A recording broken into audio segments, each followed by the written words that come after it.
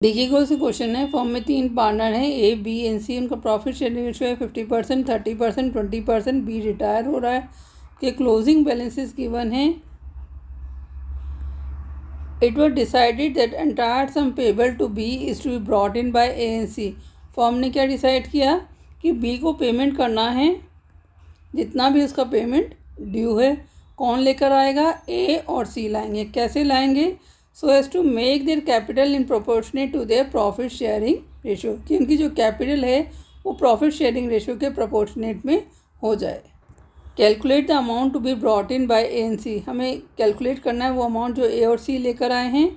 And pass the entry for the same, उसकी entry करनी है। और pass relating entry payment to B, तो ये 2 एंट्रीज भी करनी है। एक केस कौन सा है? जहाँ कैपिटल जो है वो प्रॉफिट शेयरिंग रेशियो में रहती है और रिटायरिंग पार्टनर को रिमेनिंग पार्टनर पे करते हैं।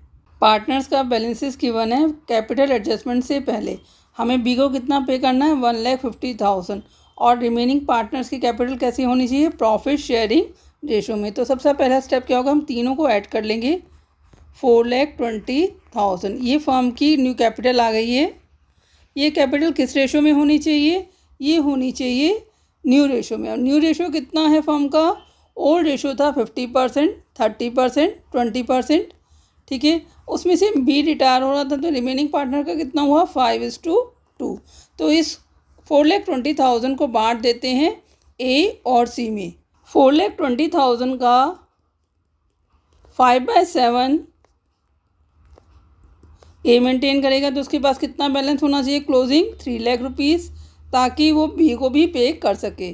सी के पास कितना कैपिटल होना चाहिए? 4,20,000 का 2/7 कितना हो गया? 1,20,000। ए और सी के क्लोजिंग बैलेंस आ गए हैं। ए के पास कितने पैसे होने चाहिए उसके अकाउंट में? 3 लाख रुपीज़, पर अभी उसके अकाउंट में कितने हैं? 1,90,000। तो माइनस कर देंगे, तो कितना पैसा ए लेकर आएगा? 1,10,000। ठीक है, अमाउंट ब्रॉट बाय ए। ऐसे ही सी का निकाल लेते हैं। सी के अकाउंट में कितने होने चाहिए थे? 1,20,000 रुपीज़, पर अभी कितने हैं? 80,000। तो कितना पैसा उसका शॉर्ट पड़ा है? 40,000। तो टोटल अमाउंट कितना हमें फॉर्म में चाहिए था? बी का 1,50,000।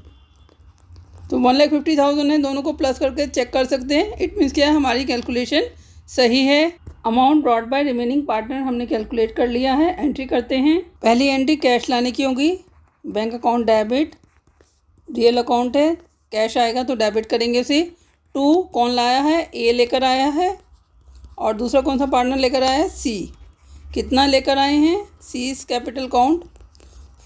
सी लाया है 40,000 रुपीज़ और ए 1,10,000। टोटल पैसा कितना लेकर आए हैं? 1,50,000 रुपीज़। इट मीन्स हमारे पास सफिशेंट अमाउंट हो गया है कि हम सी को पे कर सकते हैं। Being amount brought by remaining partners. अब बी को पेमेंट की एंट्री करते हैं। बी को पेमेंट करें तो बी तो डेबिट होगा। B is capital account debit, personal account है, debit the receiver. 2 bank account, पैसा फर्म से बाहर जा रहा है, रियल अकाउंट है, तो क्रेडिट करेंगे। Being amount paid to retiring partner, कितना पे कर रहे हैं? 1,50,000। Being amount paid to retiring partner. Question complete है। अगर कोई डाउट है तो कमेंट सेक्शन में लिख सकते हैं। Thank you for watching channel. Kindly like and subscribe it.